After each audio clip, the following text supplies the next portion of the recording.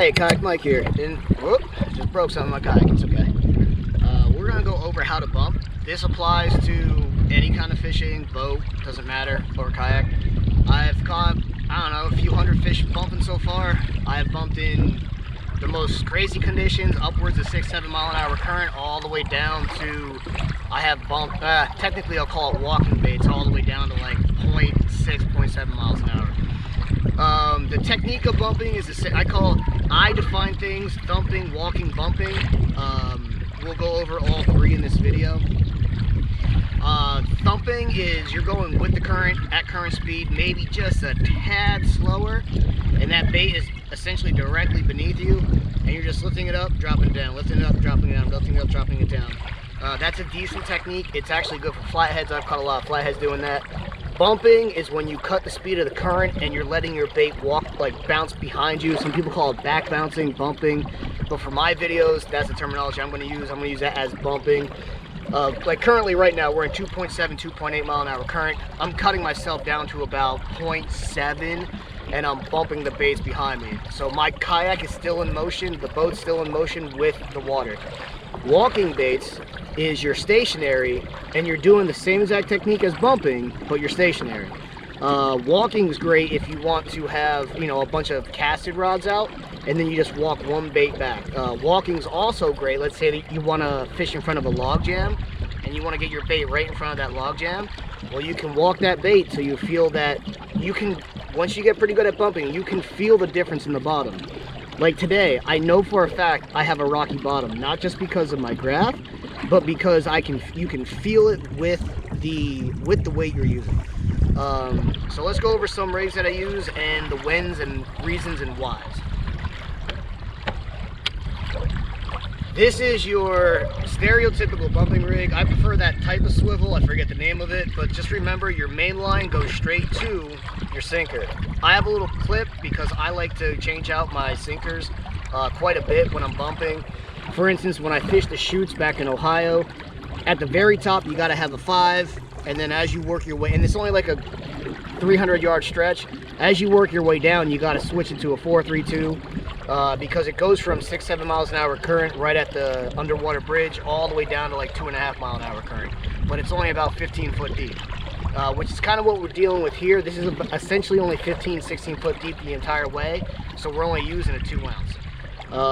Right here you see that swivel, chain swivel helps with tangles, but the reason I use this chain swivel and this clip, if I want to use a floating a float here, I can just change the end of this leader off anytime I want. Typically my rule of thumb is I normally have my my bumping weight all the way down to about where my swivel is. I got hung once today and I just retied it. Also, when you're not using a float, you're essentially banking on the distance of this being the height of your bait. And I'm kind of glad I got hung once because I got hung before I caught a fish. And ever since I lowered this a little bit, I have been catching more fish. What I believe is happening is the fish are really tied behind the crevices that I'm fishing under, or fishing down. And I believe being closer to those crevices, to those rocks, is helping me catch more fish. So this is an example of one. You don't need any of this material in the middle. If you just go straight to a sinker, straight to your bait, you're perfectly fine. But I'm in a kayak, so I can't have 4 or 5 different rods set up at all times for every style of fishing. So any way I can get ahead of the game. So if I wanted this to have a float on it, it would take me 2 seconds to have a bumping rig for a float, because I have pre-tied rigs that are this long with a float right here. So that is this one without the float. We're gonna go over the one with the float now.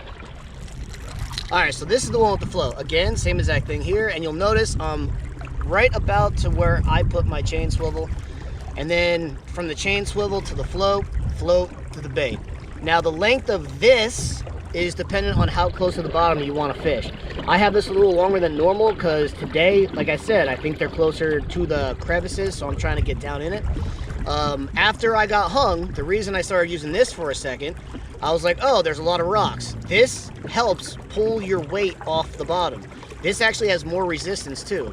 So if you're trying to bump in slower current and your bait's not walking backwards good enough, Once you throw a float on, it helps with the resistance in the water and it pulls your bait easier. I personally, now this is purely water to water, situation to situation. I personally have much less success running a float. I only run a float if I have to. If my regular bumping rig isn't catching fish, I will then move over to a float, and then if that's catching fish that day, cool. There are certain times in certain places I will start with a float. For instance, when I'm bumping Nickajack Dam right beneath Chickamauga, I will run this first because we're only looking at about 10 foot of water, and you are covering 50% of the water column with a 4 to 5 foot leader. So the fish can only be so many places, and the current's so strong, you have to remember too, this is getting pulled down. And there's a lot of snags below dams, so the float helps. I personally don't have as much success running a float. Like right now, I would only run a float if I absolutely had to. I'm glad I didn't catch any fish when I started using this because every other fish I caught was on the other setup. But I mean, there's nothing wrong with it. I know some people who only use the float. I just don't have as much success. Something that is extremely important if you're gonna do this. Tag lines are one of your biggest enemies when you're bumping. So you got to get really good with your knots, because I have my tag, I mean, you can barely even touch that tag line. If your tag lines are too long, you'll constantly, if you're running a lot of material like I am, you're gonna constantly have your stuff getting hung up in itself, and it's really, really, really annoying. So this is an example of one with a float. But again, you don't need all this hardware. It could literally be down to your weight, straight to a peg float, to your bait. It doesn't have to be this fancy. But I do it this way. Again, this is one I tie straight to it, but normally this is on a clip, so I can switch it whenever I want at any point in time. And now we're gonna get to the actual act of bumping. Oh, also, you need most of the time you need a heavier weight when you're running a float, because there's more resistance, so you need more weight to hold it down to the bottom. If you are brand new to bumping, my suggestion, find 30 to 50 foot of water, find 2 to 2.5 mile an hour current, cut your speed down to like 1 to 0.8, 0.8 to 1, use a 3 or a 4 and a float rig. That is the best way to learn, because that is the easiest type of bumping. 30 to 50 foot, 2.5 mile an hour current, use a float rig. That is the easiest way to learn how to bump. Less depth and more depth without a float. You're gonna have to know what you're doing. It's really hard to just kind of throw yourself into the world of bumping without knowing what you're doing. So if you're brand new to bumping, my suggestion, 30 to 50 foot, 2 to 2.5 mile an hour current, try and bump that. Try and find like not a real snaggy area to learn the technique. And now that was a lot of talking, but not a lot of people know the intricacies of bumping at this stage. So let's go to the actual act of bumping. We'll use the float rig, just because I know it's for a fact it's gonna work and it's easier.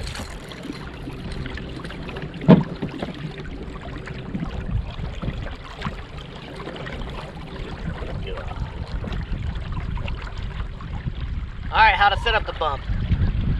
Once you know how to cut your speed, count how many times you gotta hit up on your trolling motor to get there. So what I do is I go to where I wanna start my bump, I kill my spot lock, I let myself go for a little bit, then I hit the cardinal direction button.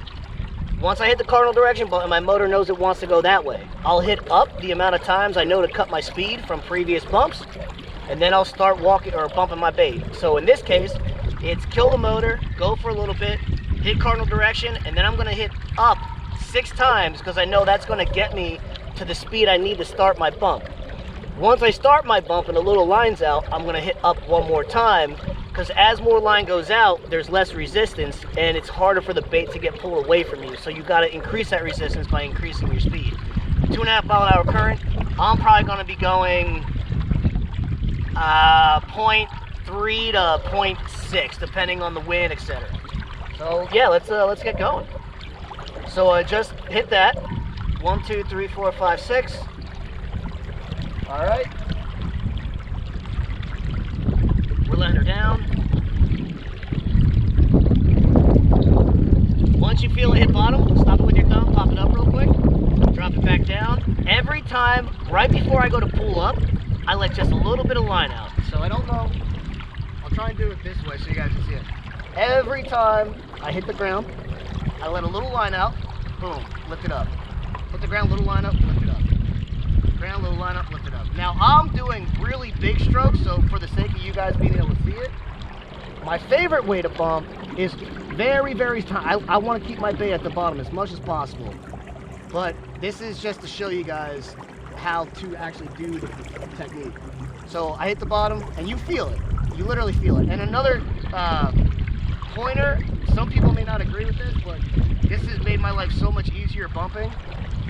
I use 30-pound test down to my weight. And the reason I do that is a stiffer line sends a better vibration. A weaker line does not.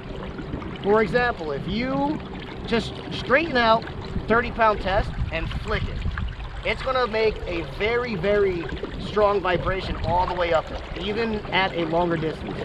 Take 10-pound line and flick it. It ain't gonna make as strong as a vibration. This is all about touch and feel. Also, I haven't ran into any snags where I couldn't easily break off 30 pounds, so it is what it is. So here we are, bumping away. We got the speed cut. Every time I feel the bottom, I lift up a little bit. Right before I lift up, I let a little line out. I should have a chesty cam on so you guys can see what I mean, but right here, boom, let a little line out. Right here, boom, let a little line out. Now, I'm probably going up a little hill right now, or a little rock, or maybe a big rock, because in between me bouncing, it's not as much. And now I'm on the other side of that. You see, I'm letting a lot more line out, and I'm bouncing a little more because it wants to get away from me. You'll end up learning what that feels like over time. And you just gotta play with it, guys. The only way to get good at this is to physically do it. And there's not a lot of us that go out their first day and get good at this. It takes a lot of practice. There's not a lot of catfishing techniques that take finesse. This actually takes a little bit of athleticism and finesse. But again, I would suggest start off with a 3-ounce weight and a float. Go down to try and find 30 to 50 feet. Use a 2 to 2.5 mile an hour current, and it's fine. Try and find a longer stretch of where it's consistently that depth and that current. And it's pretty dang easy. And over time, you'll eventually start realizing the difference between a bite and hitting the bottom. Bites are pretty unique. Unique tug. Rarely does a bite, you know, like when you're dragging, the first couple times you drag, sometimes you get a little anxious when the rod hits bottom, but over time you kind of realize what a snag is, and a little, you know, bouncing off the bottom against the bumping. I'm sorry, against the hit. That's not exactly that in this. When you're bumping, the hit is pretty, you know when a hit's coming. The hits aren't as hard on a float, because when you're up on a float, if they hit that and start swimming towards you, there is slack line between you and the bait, so you don't know. You might not necessarily know. So over time, you're gonna have to realize what your bait feels like the entire time. And if it just randomly disappears, one of two things happen. You got hung, or you got a fish swimming up the river with your bait in its mouth.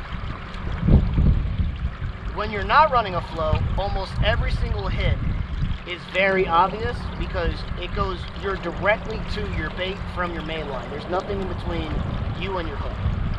You'll also start learning, you know, when you're hitting debris, what it feels like when you're going over it. So like right there, I definitely just hit a little bit of debris. So I got over it, now I'm behind it, there we go. Now I'm back to ball. Now I'm trying to get back, there's another piece. All right, now I'm over it, now we're back to ball. All right, last but not least on the bumping, let's talk about reels and the things to look for, the ones I like, and all that fun stuff. First thing, regardless of brands, you want a higher ratio, which means 7.3 to 1, 7.1 to 1. Very long story short, what that means is you reel more line in with less reels. If you don't know anything about reels, you want a higher first number and a lower second and third number. That's the easiest way to remember if you don't want to go into the specifics of a reel for bumping.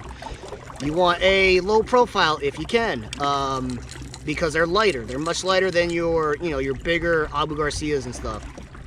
I run 300 series. I haven't had a need for anything bigger than a 300 series. I know some companies are coming out with 400 series because bumping is becoming more popular.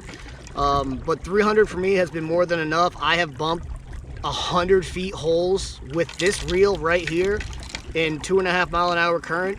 And do you spool out eventually? Yes. But is it in the first 15 minutes? No. Like, I can probably bump a good half hour, 2 mile an hour current in 100 foot of water before I spool out. So 300 series in most of the low profiles that I'm about to mention work. There are clearly ones that are higher quality than others. This is my absolute favorite at the moment of the ones I own. It's the Okuma Citrix. I believe it's the 300 series. I'm almost positive. I can't remember. But it holds a few hundred yards of braid in here. I use 55 or 65 pound braid. It also is a great reel for dragging, suspending, all that stuff. In a kayak specifically, my rods and reels need to be able to do everything. They need to be able to drag, suspend. They need to be able to do everything. If they can't do everything, I don't want it on my kayak. So every single rod you see me have can bump. They all have a low profile on them. They all have a relatively decent reel. Now the other reels that I have, the Daiwa Tatula, that is an amazing reel, probably just as good as the Citrix. I'm just not a fan of it not being as wide here. I do like this being a little wider on the Citrix, where my thumb is, but that reel's really, really good. I have a Abu Max 60 right here. It's a lower gear ratio, but it holds a crap ton of line. I haven't had any issues with it. I wish it had a higher gear ratio, and that gear ratio, guys, for me anyway, it's about setting the hook. Less reels down to tighten your line, because I just almost spooled this, and my line was hundreds of yards behind me. If a fish hits, I need to quickly be able to straighten that line out. If you're in wind or anything and that line starts to bow, that's that much less resistance you have against that fish and that hook being set. So the higher ratio lets you lock down that line quicker. And then the last reel I have is the PC Fun Alios. As far as quality, the Citrix and the Daiwa I own are miles above the other two as far as quality is concerned. These will break much later in life than the Abu and the PC Fun. There's nothing wrong with them. They're good budget reels. They get the job done. Ryan abuses the heck out of his PC Fun Alios. It's just fact of the matter is the quality's not there. They're going to get the job done. You might get away with using them for years, just like all these reels. You might buy one of these, it might break the first 20 minutes you're using it, but it's made out of metal. Like, the components are good. You buy the PC Fun Alios, it's hard plastic. So that's just the facts. That's not my opinion. That's the facts. So I don't have any horse in the race with any of the reel companies. Those are just my honest opinions. And yeah, that's your reels. If you're in a kayak, also I like the EVA foam the whole way down. I hate when it has a cutout here because I use I use plastic rod holders. I use stealth rod holders. This grips my rod holder much better than the material of the blank. Another thing you want to look out for in bumping rods, without going into the style glass, etc., without going into the style of rod a bumping rod should be, if you see a thicker rod down here and it looks like a regular rod that they threw the word bumping on, it's probably a regular rod they threw the word bumping on and they just shaved the EVA foam from here to here. When you're buying a bumping rod, they're typically more slender right here, and they don't look like a normal fishing rod, normal catfishing rod. The other great bumping rods that I've had, Shattercat, absolutely amazing. The best bumping rod, in my opinion, that's out there is the B&M bumping rod. I don't think anything remotely comes close to that. I'm using the Anvil right now. My buddy Mark Diedrich, he got me on these at CatCon. I loved it today. I absolutely loved it. I don't have enough information on me to say it's better than B&M, but I did absolutely love this rod. Extremely sensitive, extremely light. The only thing I dislike slightly, but it's because I'm a midget, this handle's slightly long for me. So I like the bump with the rod in my chest because I'm on a kayak and I like getting it high up here. The problem is my arm's almost fully extended. So I had to bump with it up in my waist while I was fishing. That's a very niche thing for someone who is vertically challenged. You might love this. This might be amazing for you in a boat. This is probably amazing for Ryan boards. The only thing I so far don't like about it is the length of the handle. But again, that is purely me. Like, I would have preferred the handle being about right here. But other than that, absolutely great rod. So, yeah, that's rods and reels for bumping. I might put this in the middle of me explaining all the other stuff before I actually show you how to bump. And then hopefully I get on one before I leave here. I'm fishing one more time tomorrow. Hopefully I get on one before I leave here so I can actually show you guys what it looks like to reel one in.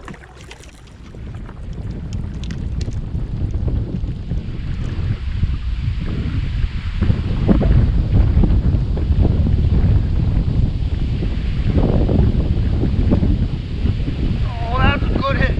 Oh, wow. I think this is actually a good fish. And run. Woohoo! Oh wow, we're gonna lower that motor. Wow, I really hope I got my camera going.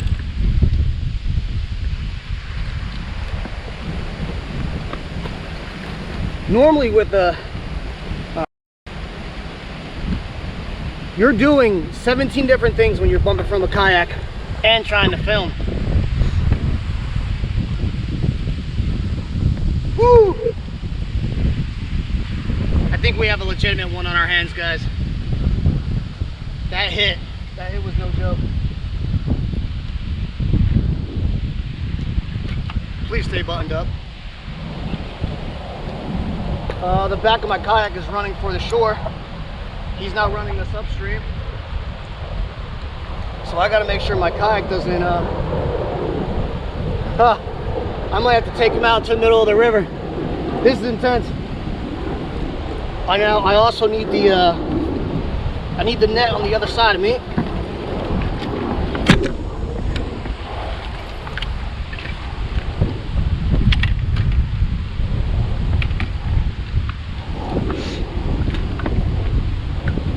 Yeah guys, this is a good fish. Woohoo! I'm sorry I'm not fixing the camera angle on this one until we get him settled. I do have to go out into the middle of the river though here. This sucks. I gotta take him out. Oh man. I'm sideways with the current being pulled in the other direction. Oh, I wouldn't be here without this kayak though, and without this form of fishing. Oh. Oh. Oh. There we go. Oh. Oh, I might be able to kill the motor now.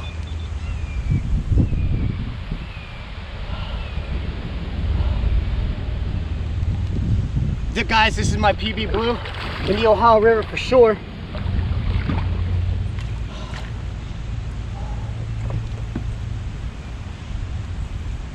Holy sh! I hope. Oh no!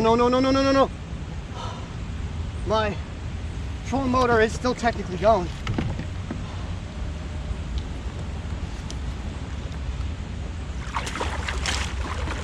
I hope you guys got a peek at him at least.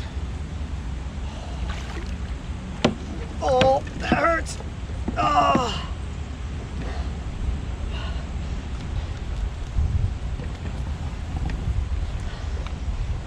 Oh God. Oh.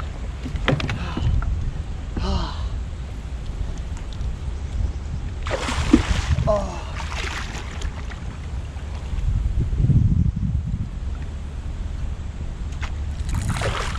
Oh. Oh. Oh man.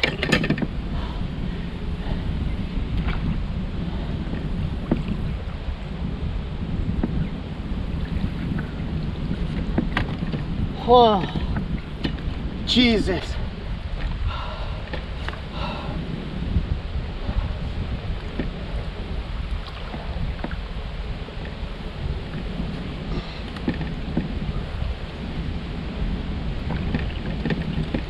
Oh. Whoa! Whoa!